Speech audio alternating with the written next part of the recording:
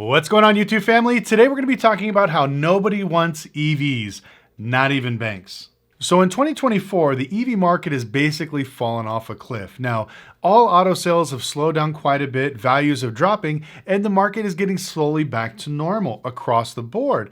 But there's one factor that's not going back to normal. Now, we know during the pandemic, whether it was a gas car or an EV, a lot of these vehicles were selling over MSRP. Whether you bought the new Corvette and you paid $30,000, $40,000 over MSRP, or you bought the brand new Hummer and paid $100,000 over MSRP. Now, there are tons of these people stuck in absolutely horrific auto loans, which we know of.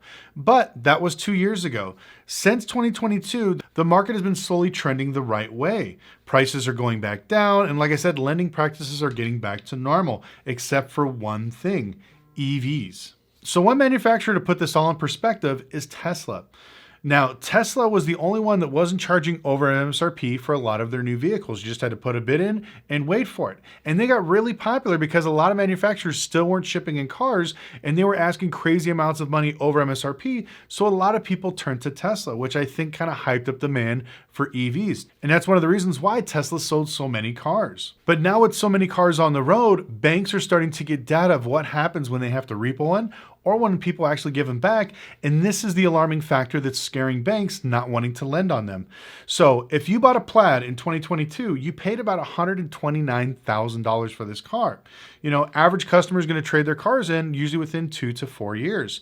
So if they show up now looking, you know what, I got 30,000 miles on my Tesla, I'm ready to buy a new one, let me go get another car. And then they find out that they owe, I think maybe let's say $100,000 because they did put 20% down, they made their payments, but then they find out the car is only worth about $55,000 as of today.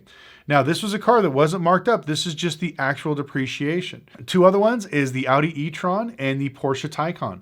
Both of these cars are beautiful cars, well made, but even if you bought them at MSRP, you have a 50% depreciation in 2 years. Now, the way banks work is they always try to figure out risk when it comes to lending, and every car has a risk emblem, even like a Toyota Camry. They would rather lend on 1,000 Toyota Camrys than one EV because they know they can get their money back out of a Toyota Camry. It's a great resale. A lot of people want them. And that's why Toyota Financial does crazy rebates and crazy financing if you use one of their captive lenders. But when it comes to EVs, you know, it's not that mark. When they're starting to take these things to the auction, banks are getting hit with massive deficiencies. So if you bought a Tesla Model 3 brand new for, let's just say, $40,000, you make a few payments, you lost your job, you know, everyone's getting laid off now and you have to give back your car to the bank. And let's say you owe $35,000, but they run it at the auction, it brings 18. What is the bank supposed to do? They're going to eat that $20,000 of deficiency. Now, it takes years to get that much money back from people making their payments on regular cars and credit cards. So now what they're doing is they assessed a risk emblem for every single EV. So every bank has different risk emblems they put on cars, and they have different programs for pretty much every vehicle. So since they know that Toyotas are such good resellers and people pay on them, they will tend to lend more 130, 140% LTV on these cars because they're great cars. But one of the things I've noticed is a lot of banks are pulling back when it comes to EVs. So if you buy a Tesla, if it's new, they want you to put a sizable down payment and, you know, have really good credit if you're going to go with zero down. But on my Discord, I decided to put this question out to all the bankers that are in our group to see what's currently going on in their markets and what they're seeing. Because as I talked to one of my friends, he was told to no longer buy any type of EVs. So after a few days, I decided to check Discord and I got different messages back from different bankers in different states telling me all the different crazy programs that there are for people wanting to finance EVs. So one of them flat out told me that they will not buy any more EVs no matter what, whether it's new or used.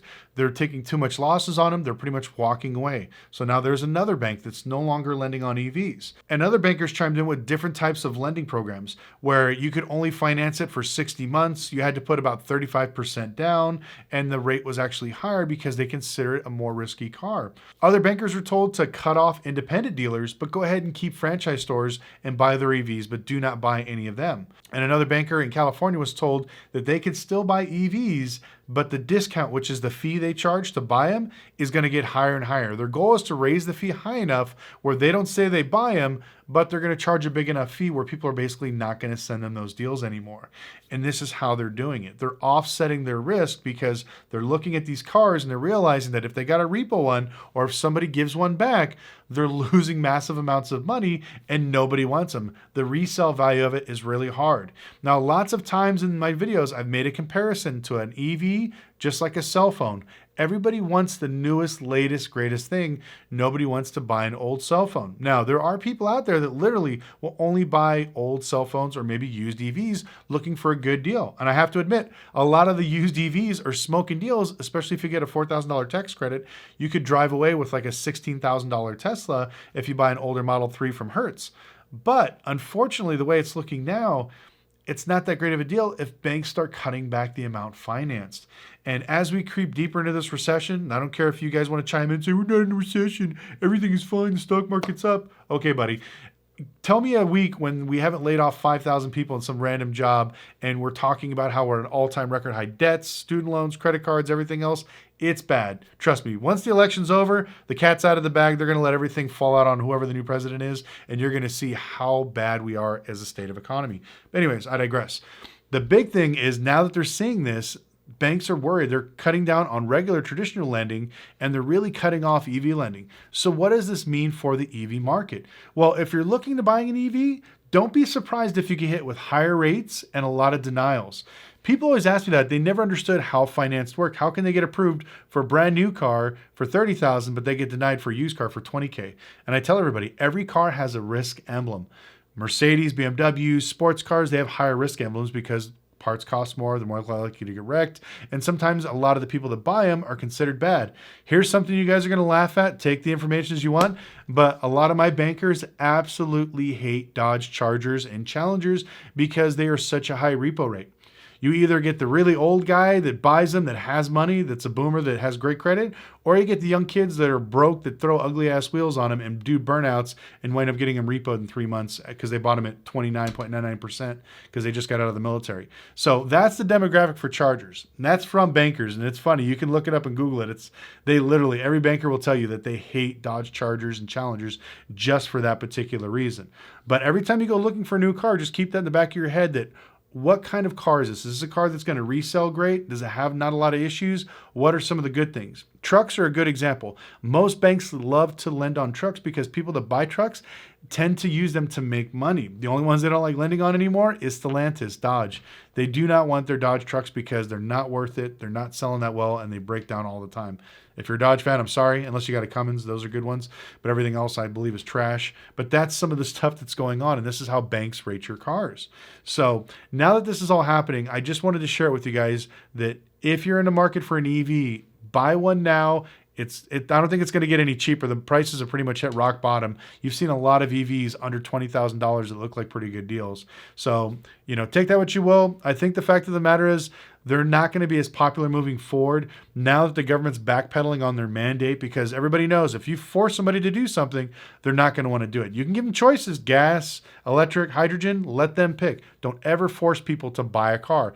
And now they're finally reaping the rewards. They realize that the demand is not there. And more than likely, I think the EVs are going to get cheaper. And once they're actually priced where they're at now for new, I think that's what's going to actually push them out. And what I mean by that is, if a $60,000 Tesla Plaid is selling, but now they can't sell for $95,000 brand new, I think that is the actual market rate for those cars. Unfortunately, a lot of EVs got overhyped and they priced them way out of the market. If a regular person that's budget conscious that wants to save money is looking for an EV, none of the American EVs or even Japanese EVs are even affordable. None of these things. They're going to have to go with either a Hyundai or if the Chinese market comes here and they bring all their EVs, it's going to just totally decimate the market. If you can buy a brand new EV for 12 grand, I know people that'll just buy it just for fun, just to see if they can get a year or two out of it. Because if you think about it now, if you buy an old Camry or a beat up Honda Accord with 300,000 miles, that's probably what you're going to pay for some of these cars. And so if you can get a brand new EV for that price, why not? And they even got, I think, some that are like, a 100-mile range for for only $5,000 brand new. They got these little cutesy things with the smiley faces. I'll put a picture up on the screen just so you guys can see it. There's some crazy cars in China and Japan that won't make it here, but I think that what's happening is BYD, which is the largest manufacturer, is opening up a plant in Mexico to kind of get around those guidelines of adding these 100% tariffs. So we'll see what happens. But anyways, I want to thank you guys so much for watching. Please let me know in the section down below, if you bought an EV, what do you actually owe on it? I tell a lot of people you need to run the value of your car, because unfortunately a lot of Americans are thinking they're going to be able to refinance their cars because they bought it 10, 15, 20%. But if you owe more than what the car is worth, no bank will refinance you. And a lot of Americans, unfortunately, are going to be stuck in really high car payments. So more than likely, they're either going to walk away from those cars or they're going to wind up getting repoed. So just think about that. See what you owe, see what your balance is. If you can refi now, go for it. I want to thank you guys so much for watching, and we'll see you next video.